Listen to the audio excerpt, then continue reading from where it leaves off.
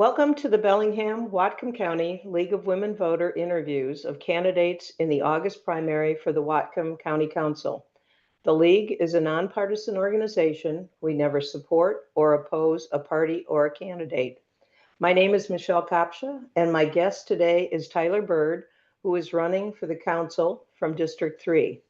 We are asking all the candidates for this office the same three questions. Each candidate has 2 minutes to answer, and the responses are timed.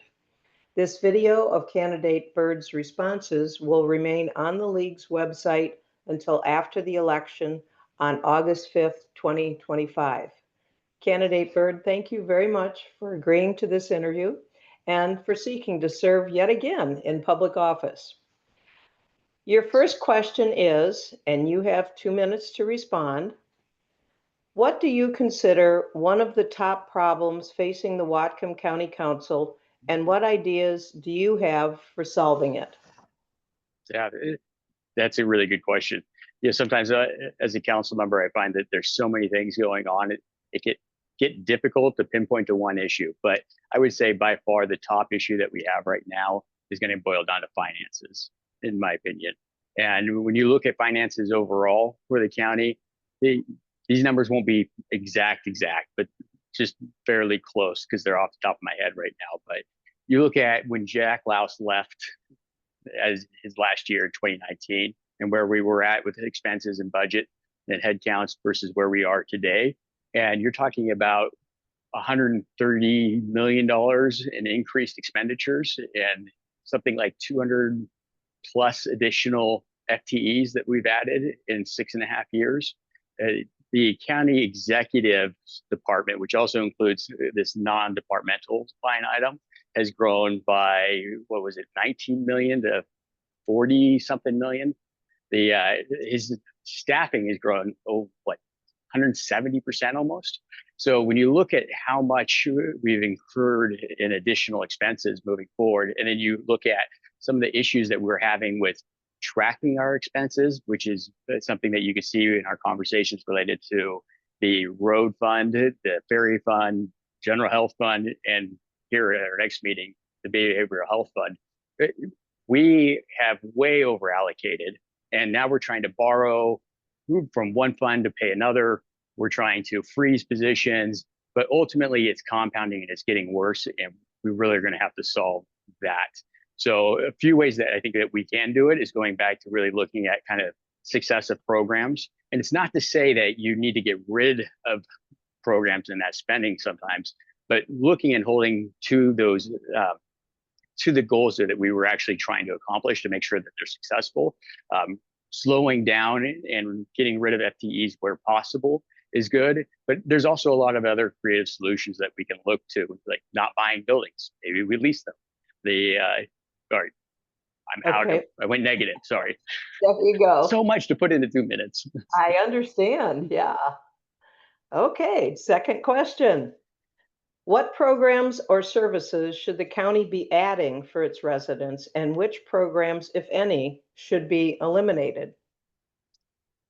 Okay. So, well, that's a difficult one in a couple areas as far as adding. As I mentioned before, being that I think our biggest issue that we're facing over the next couple of years is the budget and the finance. I mean, Public Works alone is going to have to freeze 14 positions, and they're talking about freezing them for 10 years or more, right? So adding more right now is going to be difficult until we find savings, and we're already trying to cut savings across every department equally. But where can we find those cuts and those savings? I think that we can do it by better utilization of office space. I think that not everyone needs to come in to an office, and that we can leverage the ability to have remote work or remote work flex days available so that we can repurpose or use that same seat that we're already paying for 2 people by having come in opposite days per se. We've added a number of buildings, purchased a number of additional buildings, and we have several more that we're talking about building moving forward. Moving forward, the plan for additional building to handle growth is going to be over $100 million, not counting the jail, not counting the morgue, just the Northwest Annex campus, the sheriff's office, as it's proposed now. So if we could utilize something like remote work, I think that would increase some of the benefits to staff as well as cultural morale would also save us a ton of money. I think other areas that we can look at are things like AI. Right now, the council, for example, we have one full-time position that just hand transcribes every meeting and everything that's said. We could easily use AI to do that. It would be as accurate, if not better. And that would allow us to, instead of hiring somebody else to do another job in the future, we can repurpose that FTE to do that work instead. There's also things like, why do we still have so many printers? The council office alone has, I want to say, 4 or 5 printers. Commercial printer leases are incredibly expensive. And then you have the paper costs and everything else that go with those. It would be environmentally friendly and a huge cost savings if we start eliminating that kind of stuff across the board too. But there's a lot of things, just not enough time to get into them. I'll try to get the next one under. You're doing fine. Question 3, and your final question.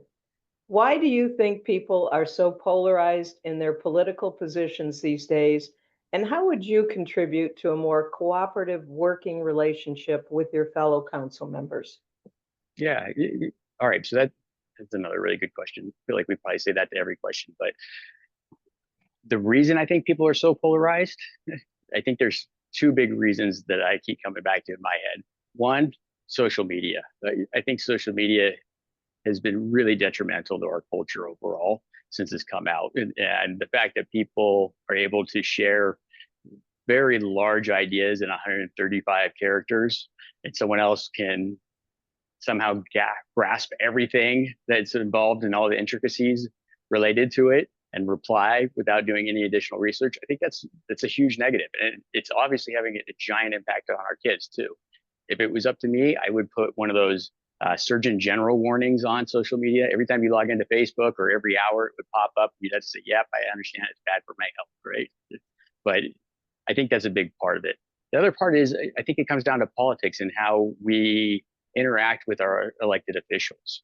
And so there's a lot of this mentality from elected officials at the federal level that I've seen trickle down over the years. That is, hey, if I reach across the aisle and I do something for what is perceived to be the other side, there's no benefit. There's no chance to earn that vote. They're not going to like me anymore. They're still going to hate me and villainize me. The only thing that happens is that the people on my side are now going to turn on me and find somebody else to run against me, kick me out. And so it somehow behooves me to now go further in the direction of my side. I think that's the total wrong outlook. I think at the end of the day, what we need to be doing is, regardless of who you are or who your elected is, when you see someone doing a good job, let them know and reach out to them and be intentional about it and share and let them know that you saw it and you thought that they did a good job. And if you are on the other side, let them know that too.